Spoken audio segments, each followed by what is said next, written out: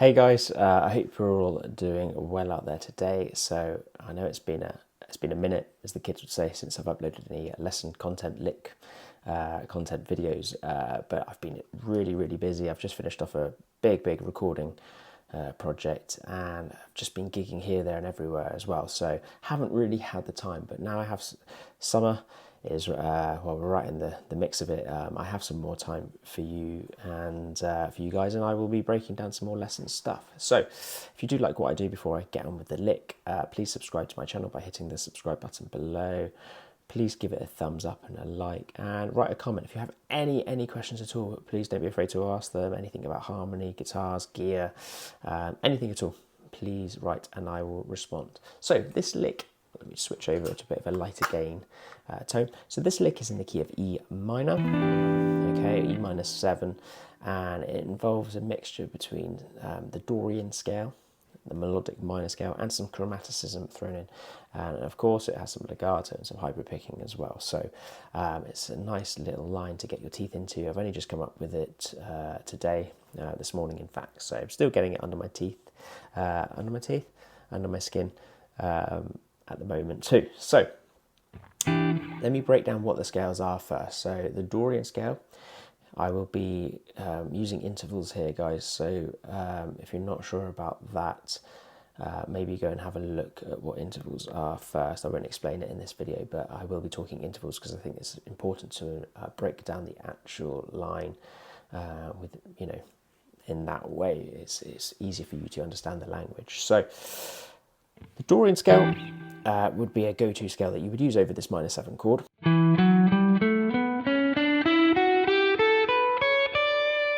Okay, so the Dorian is a 1, a 2, flat 3, 4, 5, 6, flat 7, okay? So in this instance I'm using frets 7, 9, 10 on the A string, 7 on the D, 9 on the D, 6 on the G, 7 on the G,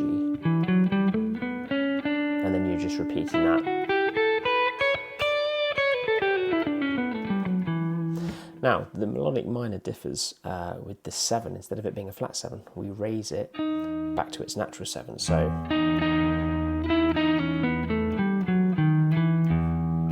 you can hear that dissonance creeping in with that major 7.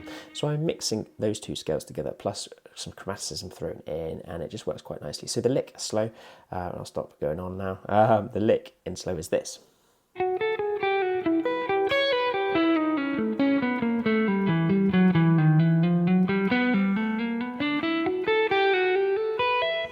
Okay, bit quicker and more up to tempo.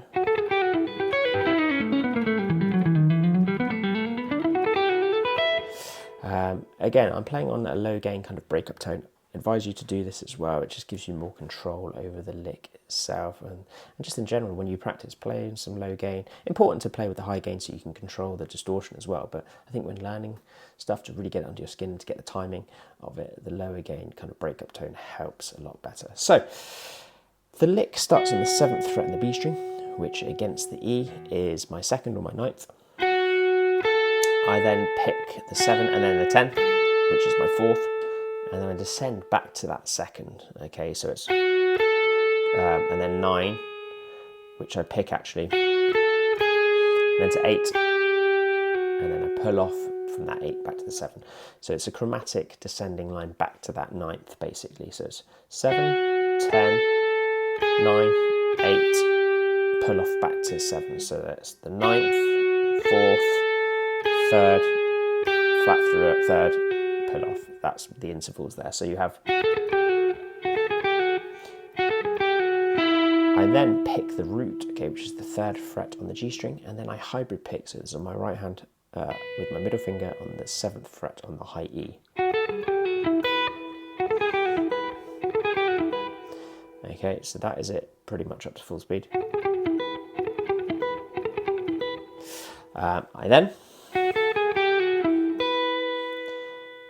go to the flat 3 on the B string, pick that, and then I pick the 9th fret with my 3rd finger on the high E, which is my 6th, pulling off to that 5th okay, which is the 7th fret on the high E. So it's the interval of the 6th to the interval of the 5th.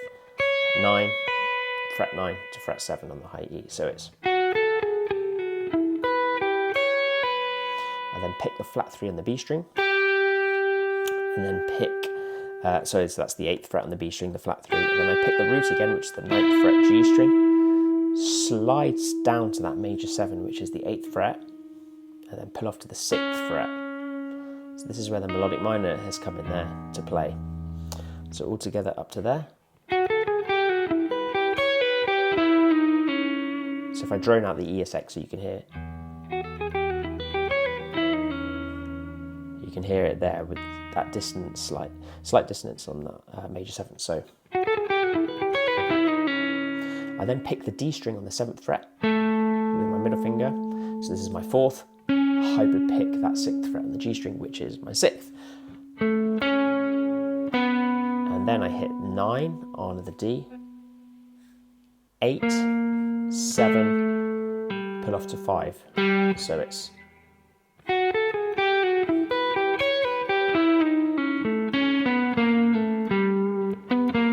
Sorry, yeah, so it's just pull off on that last note from the 7th fret to the 5th fret. So this would be from my 4th to my flat 3rd.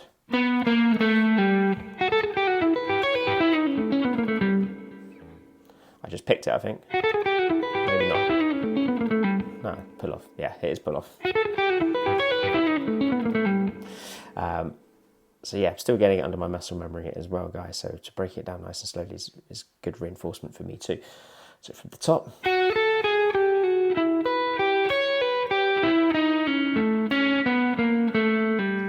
I then pick the 7th fret on the A string, which is the root, and then hybrid pick back to that flat 3, which is my 5th fret on the D string. So it's... And then you stretch with the little finger to 9, pull off to 7. This is all on the A string, by the way, and then to that major 7 on the 6th fret A string.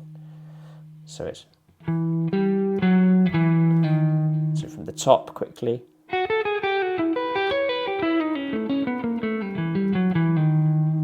Bit more up to tempo. After I've hit that 6th fret on the A string, that major 7, I then hammer on to 7, 8, 9. So it's a chromatic run up to that 9th fret, which is also my 2nd, okay? So from here, from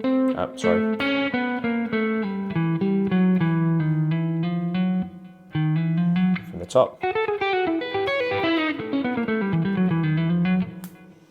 Okay, with a bit more gain, I'll put it on a minute so you can just hear what it sounds like.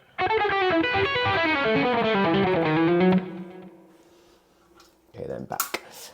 So after the ascending line, chromatic line up, I then go to the flat 3, which is the 5th fret on the D string, hammer to the 9th fret, pull back off to that 5th fret, and then 7, 8, 9 chromatic run up again, which lands on the 5th of E. So with a bit more gain, I'll show you what that sounds like from the top.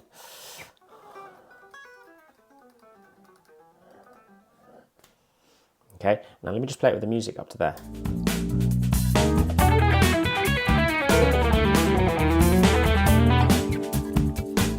Okay, so that's where we are up to. From there, I then hit the 7th fret, which is the flat 7 on the G, hammer on it to the 9th fret on the G, which is my root, okay? So it's... Notice here, a little tip for you guys. I'm not planting that first finger when I do this 4 note per string thing. And we don't want this as well. We want it perfectly in time. So play with the metronome first before you go full speed ahead. So I'm lifting that first finger slightly. Where that middle finger comes down, the first finger comes up slightly. You'll find it's a lot more balance between your fingers. Check out Tom Quayle's video of the first finger syndrome.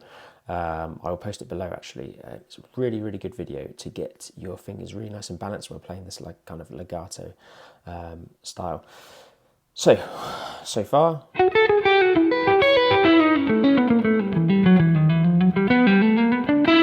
Okay, so after that 5 and then 7, I then pick the 7th fret on the B, hammer to the 10, pull back off to the 8, pull back off to the 7, hammer back to the 8, and then 10. So it's...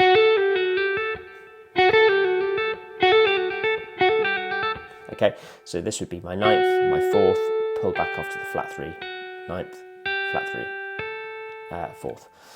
So from this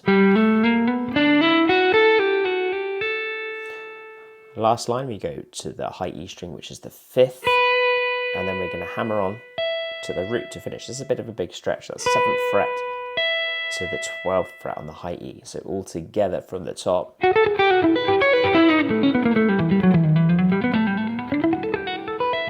So really practice on a low gain to see if you can get it really nice and even. I'm not using any compression or anything like that. I'm just trying to make it feel good with my fingers first before I even look at tone.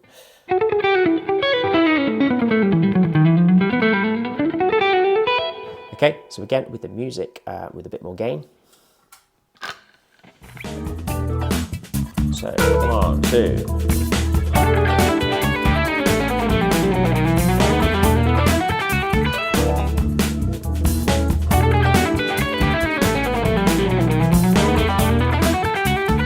Change pickup, see what it's like.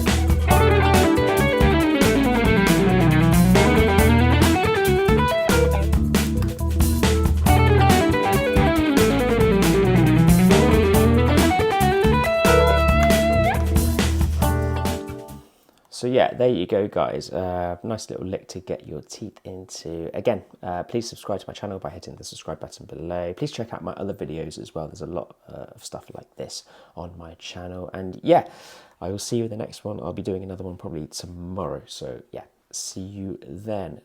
Thanks, guys.